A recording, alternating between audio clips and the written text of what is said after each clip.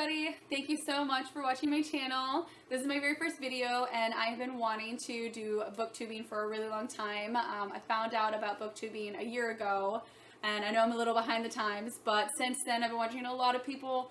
I absolutely love the videos. I love getting all these recommendations and I'm hoping to be able to do the same and to help present some books that are not as popular as others so they can kind of get around. There's some amazing books out there. I'm going to be talking a lot about YA, but I also really enjoy middle grade novels.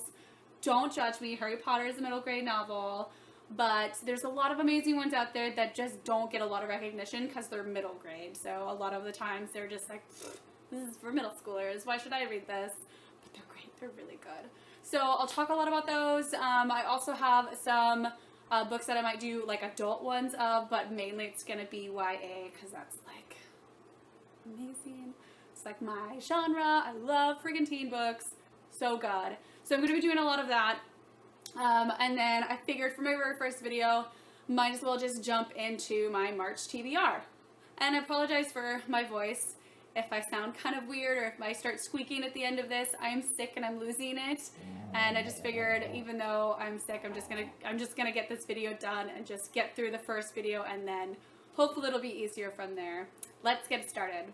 Alright, so my first book here, I have Sabriel by Garth Nix. This one is actually for my book club. I've been meaning to do this for a really long time, but the book club started at work. We chose teen fantasy, which was perfect because that's like my thing. And so since I already bought this, I didn't want to have to go buy another book. I put this up and everybody loved the idea because it's Garth Nix and apparently some people have read this and said it's phenomenal. So I can't wait to delve into this one. This one is going to be due at the end of the month, so I probably won't read this until around then, so I have lots of time to be able to soak it up, absorb, and then spew all the details back out when we do our discussion. So the next book I have is The Fablehaven Rise of the Evening Star by Brendan Mull. This is the second book of the Fablehaven series. I read the first book last month and I loved it. I heard that this series is absolutely fabulous. This is a middle grade novel, but if you like fantasy, if you like magical creatures, this is an amazing book. They've got a lot of really awesome stuff in it. And basically Brendan Mull's writing is really good. He's got a bunch of different series and they kind of vary with different series. So his Beyonder series that I read is way more intricate, very detailed. Kind of reminds me a little bit of like Lord of the Rings and Aragon with how detailed it is, but like it's still in a middle grade fashion, so it's not crazy, but there's still a lot going on and it's just kind of nuts. But it's very, very good. I love his worlds that he creates. So these books are about, basically the first one is two siblings and they end up staying at their grandparents' farm for 2 weeks and they end up finding out the farm is actually a sanctuary for magical creatures, and they end up getting swept in the world of that when a witch is released and she's trying to bring about this demon and have to try and save the sanctuary. So this is the second one, and I've been really meaning to read this for a long time, but his sequel series, Dragon Watch, is coming out later this month, and so I've been wanting to read this just so I can continue with that one because it's about dragons. Who doesn't like dragons? And it's for the same two kids that are in that, and I know a lot of people were freaking out that the series was over and they couldn't delve in more into the kids' lives, so they're bringing it back, and I'm really excited, so we'll see how that one goes. But this one's kind of long, so I'm not sure when I'm going to be able to do it, but oh, there's pictures in here. Love me my pictures. So I'll try and read this one this month as well, and hopefully I can actually do it. Well, it's only 4 books that I have this month, so we'll see. So the next 2 books I have, it's kind of inspired by the March of Women's History Month, and so even though this next book that I have is a huge one that I was meaning to read anyways, it kind of fits in with that. It is The Hate You Give by Angie Thomas, and this book is a Black Lives Matter inspired book where the girl named Star, she basically witnesses her best friend getting shot and killed by a white cop. And she kind of lives in these 2 communities. One is the community that she lives in, which is a kind of a low-class black community. She goes to school in a higher-class white community, and so she kind of sees both sides, but she's caught in the middle, and she's the only one that really knows what happened. And so I've heard that her whole portrayal of Star, Angie Thomas's portrayal of Star, is very strong, very raw, very outspoken.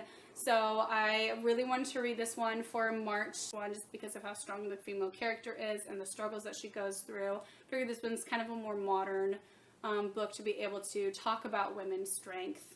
And then also it's a very good diverse book. I've heard amazing things from it and I can't wait to read it. So the next one I have is The Princess Diaries by Carrie Fisher. So for my book club, we did a biography draw, and so this one was the one that we chose. Because it is the March and it's the Women's History Month, I was really excited that we had picked this one. This is basically about Carrie Fisher when she was filming Star Wars. She wrote a bunch of journals and diaries, and she recently found them and put them in this biography.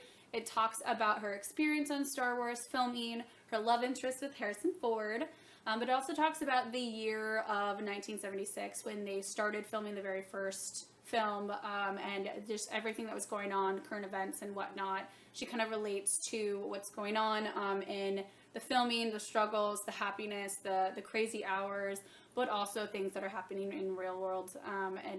And Carrie Fisher's amazing, and she's such an iconic actress that I was really stoked that we actually picked this one.